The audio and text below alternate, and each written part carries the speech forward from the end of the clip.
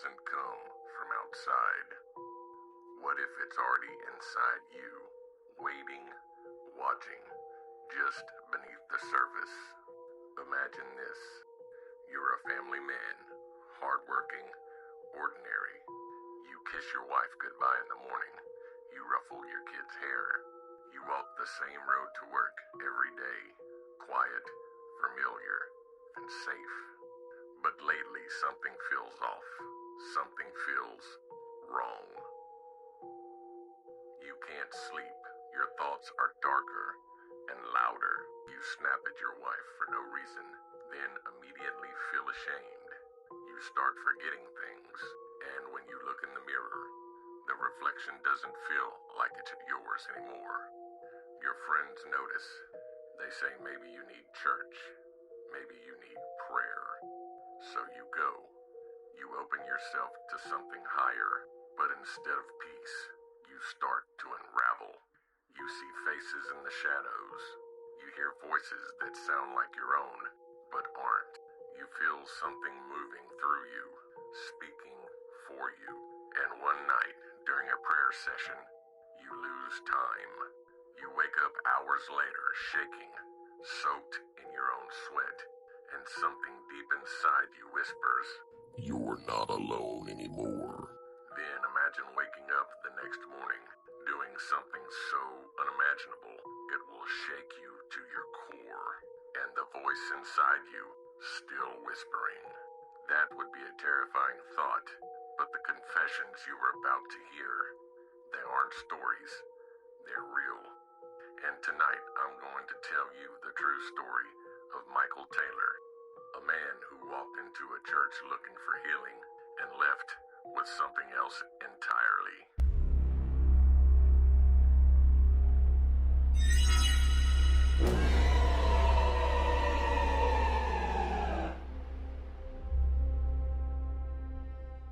Welcome back, listeners and watchers, to another jaw-dropping episode of Relative Perspective Paranormal Confessions. As always, I'm your host, Steven, and tonight we're diving deep into one of the most disturbing, confusing, and flat-out terrifying possession cases in modern history. We're talking about a regular guy. He's quiet, he's kind, he's a husband and a father of 5 who actually got involved in a late-night exorcism that went horribly, horribly wrong. And just hours later, he snapped. What happened next was so graphic, it made headlines all across the UK. It was a crime scene straight out of a horror movie. You had blood, screams, and a mutilated body.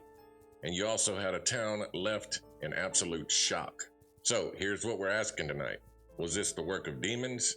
Was it a man pushed over the edge? Or did something darker take hold of him? So go ahead and check those locks, turn down the lights, and get ready, because this ride is going to get crazy.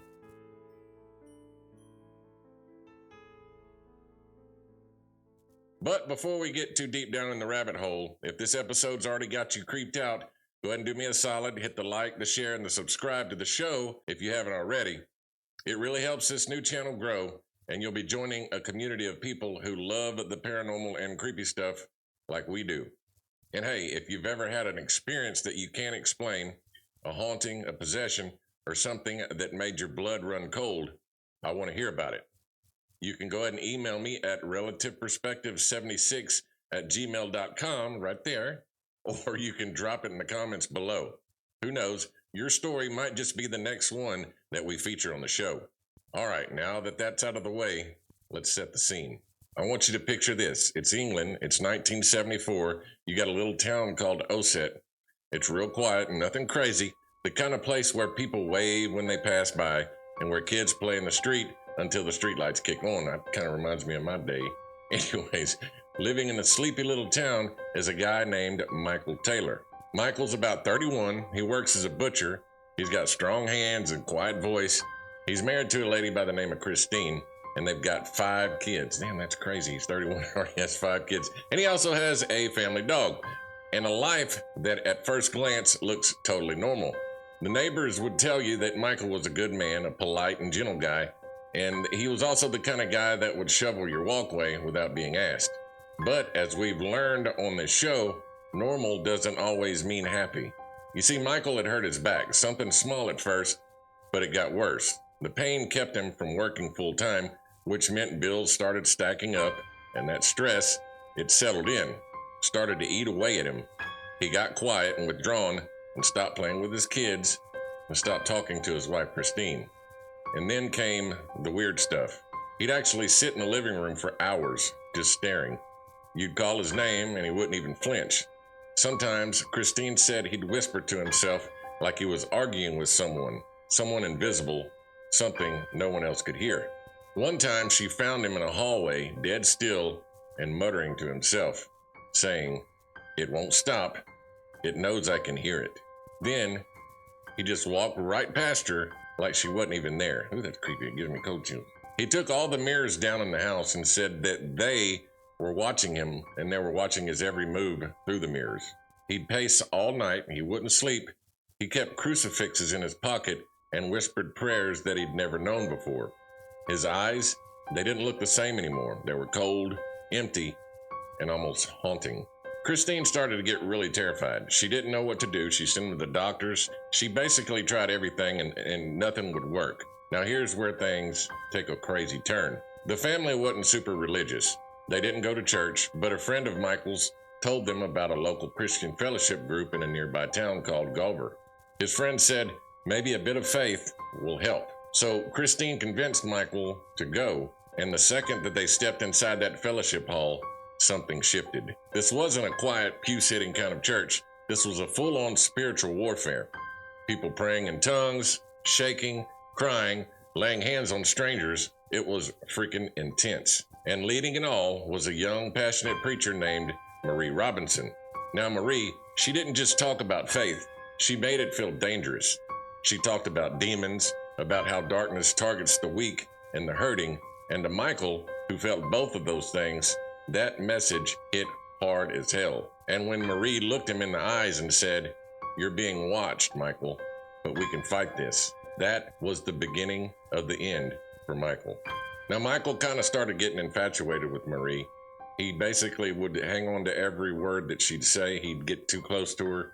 He'd stay up all night with her and pray, and Christine just didn't like it. Now, she'd been watching all this unfold, and it wasn't sitting right with her. At first, she told herself it was probably just stress. Maybe Michael was just connecting with someone who had made him feel seen. But the way he looked at Marie Robinson, the way he clung to every word that she said, it wasn't just spiritual. Christine felt it.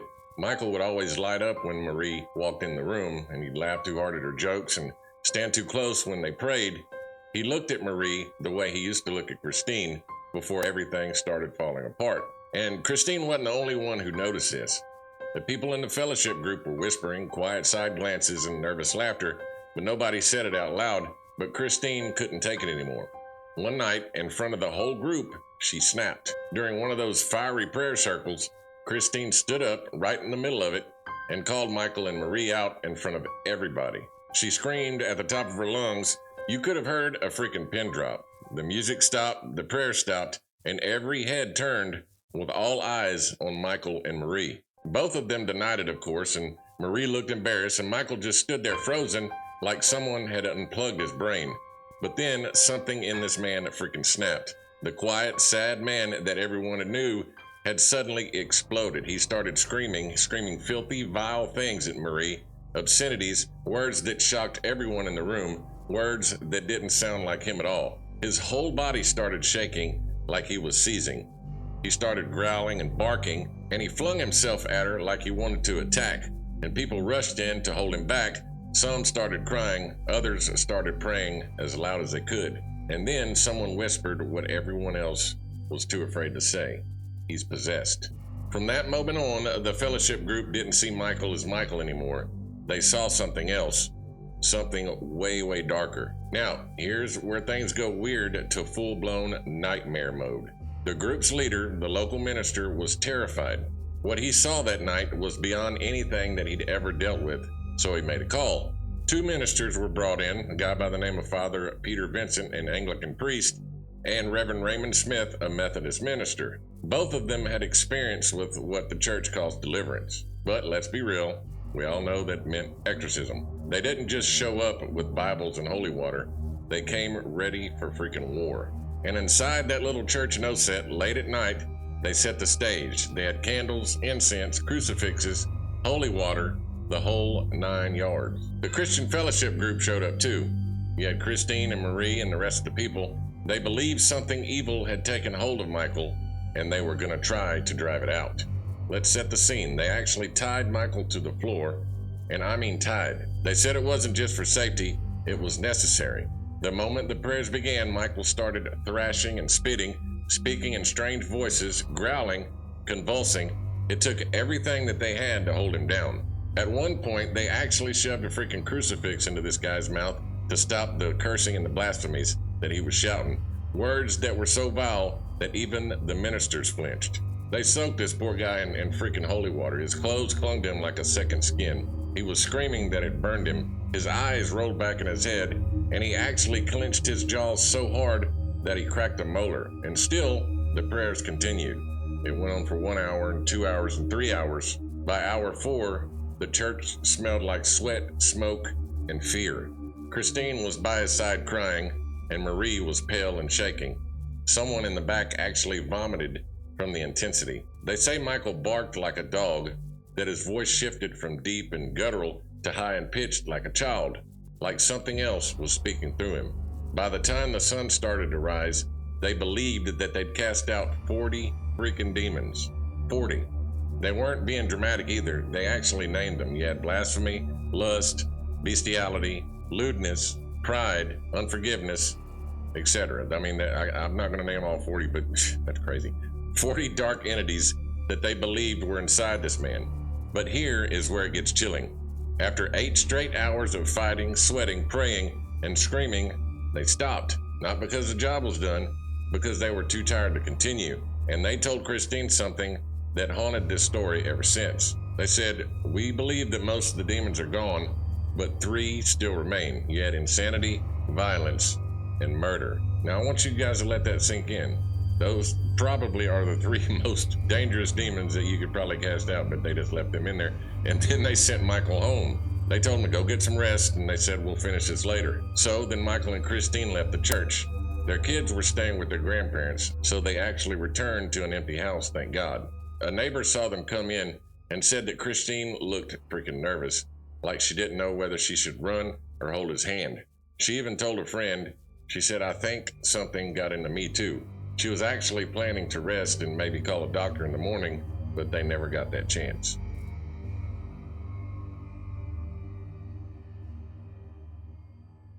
Okay guys, what I'm about to tell you is hard to stomach. So if you're sensitive to violence or graphic content, maybe skip ahead a few minutes. I'm being serious, this is definitely crazy, so viewer discretion is advised. For the rest of you, this is what really happened. It was just before 10 a.m., only a couple of hours after Michael and Christine walked out of that church. A pair of Osset police officers were doing a routine patrol when they saw something that made their blood run freaking cold. A man stumbling down the street, naked, covered in blood, screaming about the devil. The man that they saw was Michael Taylor. Now, one of the officers, a veteran constable by the name of Ian Walker, recognized him immediately. He said Michael's face was twisted. His eyes were wide, like he was staring at something that no one else could see. And he just kept repeating the same thing. He said, "It's still in me. It never left." The officers rushed to the Taylor home, and what they found inside was the kind of thing that changes you forever. One officer, shaking, tried to stop the others from going in. He looked sick, like he had seen the devil himself. He actually told the other officers, he said, "You don't want to go in there, son. It's the wife. He's ripped at her, and there's not much of her left." But they had to go in and check. That was their job. And when they stepped inside, they walked straight into a freaking slaughterhouse. Christine Taylor, Michael's wife, the mother of his 5 kids, was lying in a pool of blood in the living room. But pool doesn't even cover it. Blood was freaking everywhere. They were on the walls, the furniture, all over the carpet. It looked like the house itself had been torn apart. And Michael, he didn't use a weapon. He killed Christine with his bare hands. He ripped out her eyes. He tore out her tongue. He clawed at her face so viciously that it was unrecognizable. And as if that wasn't horrific enough, he strangled the family dog too. That poor animal was found dead right next to Christine's body. Michael was arrested right there on the spot and covered in blood and trembling, ranting and still screaming about the demons. During questioning, police asked what happened, and this is what he said. He said, "It wasn't me. The exorcism didn't work. They were too late. I was compelled by a force within inside me to destroy everything living in that house." Now, guys, I want you to let that sink in. This wasn't a heat of the moment fight. This wasn't temporary insanity. This was something else. One of the detectives, a 20-year veteran of the force, later said, "I've seen suicides, shootings, and stabbings, but I've never seen anything like this. It wasn't just a murder. It was evil." The news broke fast. The British tabloids freaking exploded. The headlines about demons and possession, exorcisms gone wrong, they dominated the front pages. And the town of Osset, it became a full-blown media circus. A quiet Yorkshire town, now ground zero for one of the most terrifying criminal cases in British history. But maybe the most shocking twist of all was what came next, because Michael Taylor was not sent to prison. What happened in court would shock the nation, and it's where we're headed next. Okay, it's March of 1975, 6 months after Christine Taylor's brutal death, and now the entire country is watching. Michael Taylor is about to go on trial for one of the most horrific murders in modern British history. But this isn't just a courtroom drama. This is a full-on battle between faith and science, between mental illness and possession. The courthouse was packed. You had journalists, spectators, and protesters, church members, and psychologists alike. Everyone wanted to know, why did Michael Taylor do what he did? Now, the defense didn't try to deny the murder. They couldn't, because the evidence was stacked against him. Instead, they argued one thing. They argued insanity, that Michael was suffering from a complete psychological breakdown, that the exorcism didn't help. It pushed him over the edge. And then came one of the most powerful moments of the whole trial. Michael's lawyer, a man named Mr. Ognall, stood in front of the jury and said, "Michael Taylor is not the only person on trial here. He is a cipher, a man used, manipulated, and broken. The real guilt lies elsewhere." He said religion is the key. Now that's when the courtroom went silent. He was pointing the finger right back at the church, at the fellowship group, at the exorcists, and at Marie Robinson. He said it plainly, "Let those who are truly responsible for this killing stand up." Now, even the prosecution, the side trying to convict Michael, didn't fully disagree. They admitted that the exorcism was a disaster, that it wasn't therapy, it was freaking trauma. One clinical psychologist said that ritual didn't cure him, it acted like a detonator. It pushed a fragile man into full psychosis. And after that, the exorcists took the stand. You had Father Peter Vincent. He didn't back down, not for 1 second. He still believed fully that Michael had been possessed. He said the demons were real. We expelled 40 of them, but some remained. But this guy truly believed this was a spiritual war that just didn't end the way that he had hoped. But Reverend Raymond Smith, the Methodist minister who had assisted him, he wasn't so sure anymore. He looked worn out and haunted. He admitted that the exorcism might have gone a little bit too far, that maybe, just maybe, they didn't know exactly what they were doing. He said, "We believed that we were helping, but in hindsight, maybe we weren't prepared." Now, that one line that he said, that actually stuck with a lot of people. After all the testimony, the screaming headlines, the expert witnesses, the theologist debates, the jury had to decide. Was Michael Taylor a murderer or a broken man felled by the people around him? Now, their verdict, they said he was not guilty by reason of insanity. Now, Michael Taylor wasn't sent to prison. He was actually committed to Broadmoor Hospital, a high-security psychiatric facility, for 2 years. Then he was transferred from there to another place called Bradford for another 2 more years. And after just 4 years, he was actually released. He only spent 4 years, that's it. This man tore apart his wife with his bare hands, killed their dog, and devastated his entire family. And after 4 years, he walks free. Now let's pause for a second and think about what that really means. Now imagine if you're one of his kids. You lost your mom in one of the most horrific ways imaginable, and your dad did it with his bare hands. And now he's out walking free. How do you live with that? And how do you heal? How do you even begin to make peace with something like that? Your mother is gone, your father's the reason, and the system, it just let him go. 4 years, that's not justice, that's a scar that never closes. Now, the fallout from the trial was huge. People were furious at the church, at the court, at the very idea that demonic possession could be used as a defense in a murder case. Now, the public actually saw this as a total failure. They had a mix of superstition and mental health negligence that led to a woman's death and 5 kids that lost everything. Some blamed the Christian Fellowship group, saying it acted more like a cult than a support system. They said Marie Robinson, this young fiery preacher, held too much influence over Michael, that maybe she fed into his delusions, knowingly or not. Now, Marie, she never faced charges. In fact, she just left town quietly. No interviews, no public explanation, just gone. And what about Father Peter Vincent? Believe it or not, he actually got promoted. The man who led one of the most freaking tragic, botched exorcisms in Anglican history kept rising through the ranks. Meanwhile, the Anglican Church made their own decision. They banned all future exorcisms. The Michael Taylor case would be the last officially sanctioned exorcism in the Church of England ever. So where does that leave us? A family destroyed, a woman brutally murdered, a town scarred forever, and yet no one was really held accountable. Not the church, not the group, not even Michael, not in the way that most people expected. And that lingering question, the one that's followed this case for decades, is still the same. Was he possessed or just broken? Because here's the uncomfortable truth. Sometimes the answer isn't clear. And that, my friends, is what makes this story stick with you long after it's over.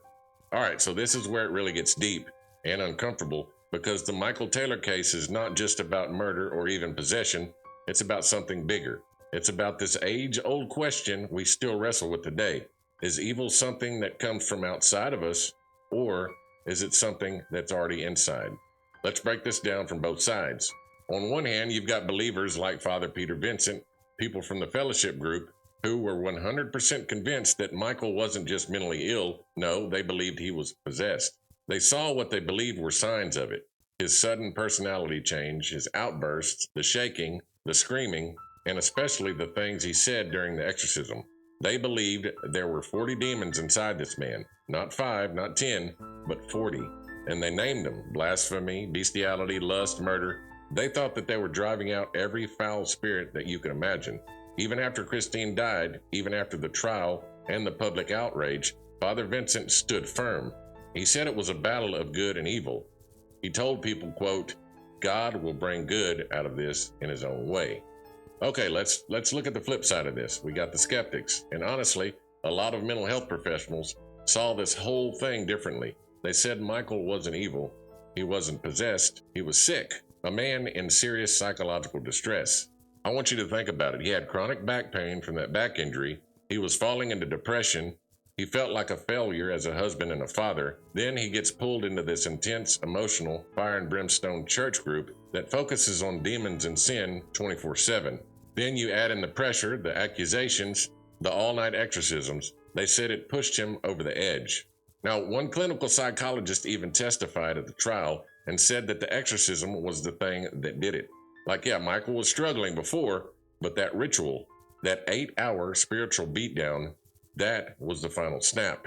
Now, some even actually called the fellowship group a cult. Now, that's a heavy word, but when you look at the way that they operated, the pressure, the obsession with demons, the control that they had over vulnerable people like Michael, it makes you wonder. Even the Anglican Church distanced themselves. They didn't want any part of what went down that night. They didn't support the exorcism. And after everything blew up, they banned them altogether.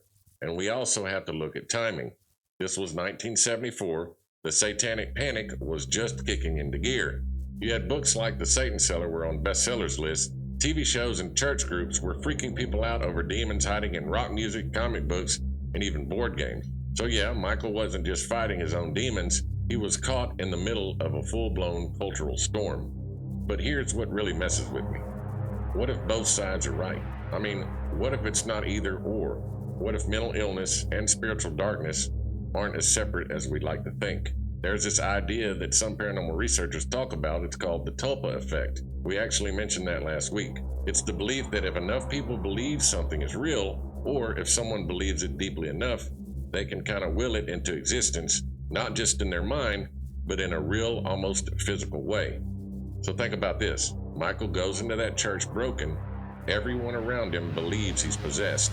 They scream about demons, they actually name them, and they perform a violent ritual. And by the end of it, he believes it too. He told the police, and I quote, "They primed me for this last night.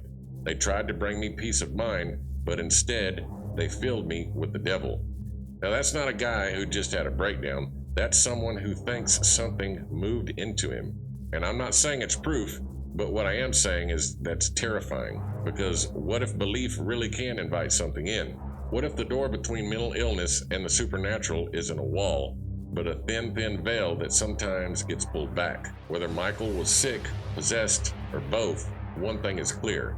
Something broke inside of him, and it left a trail of blood and trauma that no one has been able to explain since. So the trial ends, the headlines die down, but the damage, that part doesn't go away. You see, the case of Michael Taylor didn't just end when the gavel dropped. It lingered in OSET, in the church, in the family, and in the minds of anyone who's ever heard of this story. Now, Michael was released from the psychiatric system after 4 years, and that's it. Not prison, not life behind bars, just 4 years in a hospital.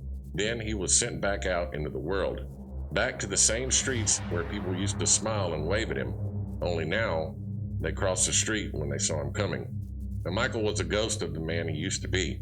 Neighbors said that he looked hollow, like his soul never made it back from that night. And apparently he tried to end his own life 4 times, 4 separate suicide attempts, each one darker than the last. And then, in 2005, decades later, his name actually shows up in headlines again. This time he was arrested for indecent assault on a teenage girl. Yeah, I wish I was making it up, and it's actually true. He was institutionalized once again, showing signs of erratic, unstable behavior. Whatever had been broken in him back in '74, it clearly never healed. Now let's talk about the most important people, the ones that he left behind, his 5 kids. Imagine being them. You lose your mom in the most horrific way imaginable, and the person who did it was your dad. I don't understand how these kids can live with that. How do you go to school and you make friends? How do you trust anyone anymore? How do you explain that your mom didn't die in a car accident, but she was ripped apart in your living room by the man who used to tuck you in at night? Even now, almost 50 years later, people are still talking about it.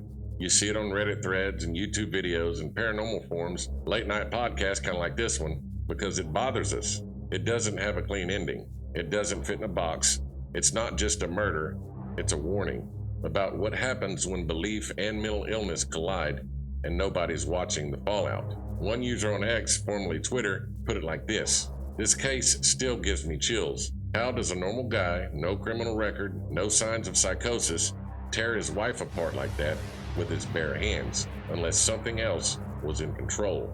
And that, my friends, is the question. Was Michael Taylor possessed by demons?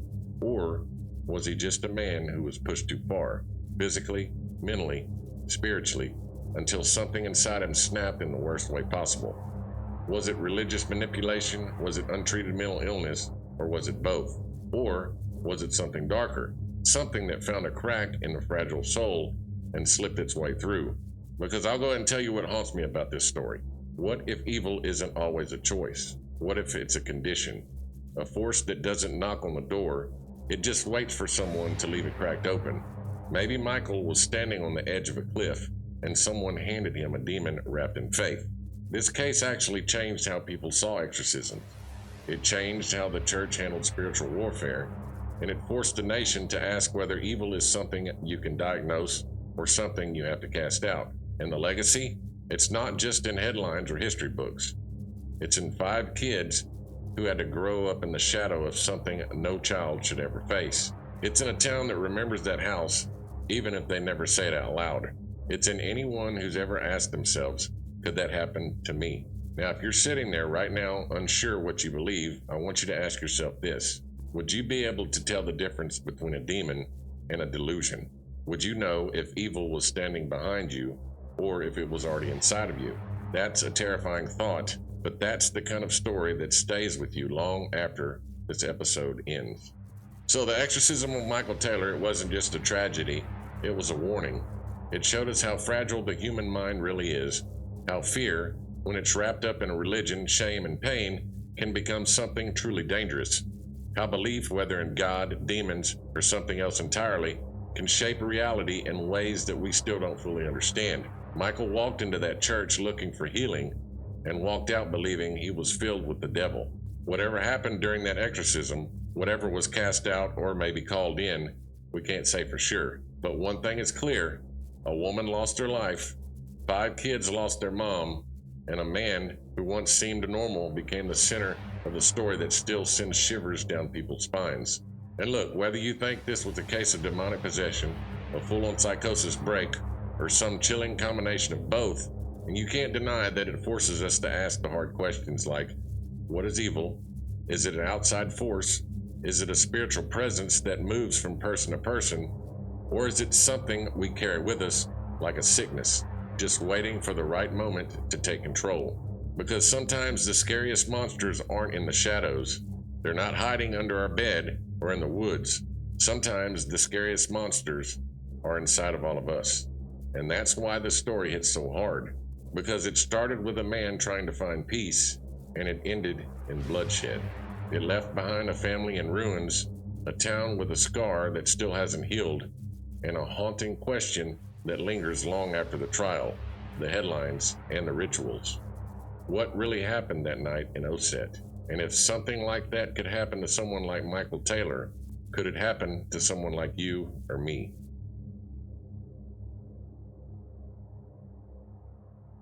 Okay, guys, that was another deep one. Thanks for hanging with me on this deep dive into the darkest chapter in paranormal history. This has been Relative Perspective, Paranormal Confessions, and as always, I'm your host, Stephen. If this episode made you question reality even just a little bit, if it gave you chills or made you think twice about what's real or not, then do me a solid, go ahead and smash down on the subscribe button, give us a like, and share it with someone who lives for this kind of spooky real-life horror.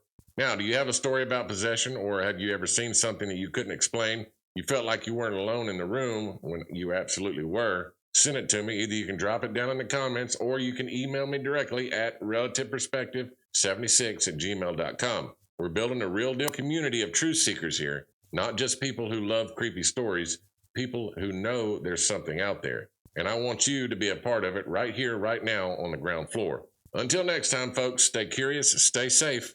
And if you ever feel something watching you from the corner of the room, don't just brush it off, because sometimes what's watching you isn't human. God bless you, we love you, and good night. Did it again. This is tough. This one's a tough one.